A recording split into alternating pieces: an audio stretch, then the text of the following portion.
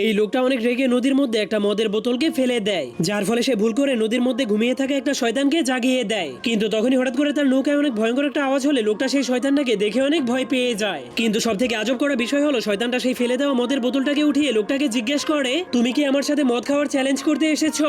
তখন লোকটা শয়তানটাকে দেখে এতটাই ভয় পেয়ে গিয়েছিল যে সে শ্বাস নেওয়াই ভুলে গিয়েছিল। এরপর শয়তানটা তাকে বলে, যদি তুমি আমার চাইতেও বেশি মদ খেয়ে আমাকে হারাতে পারো তাহলে আমি তোমাকে দুনিয়ার সব থেকে ধনী মানুষ বানিয়ে দিব, কিন্তু যদি তুমি আমার সাথে হেরে যাও তাহলে আমি তোমাকে এই নদীর পানির মধ্যে ডুবিয়ে মেরে ফেলবো। তখন লোকটা প্রচন্ড ভয় পাওয়ার কারণে বুঝতে পারছিল না এখন সে কিভাবে নিজের জীবন বাঁচাবে।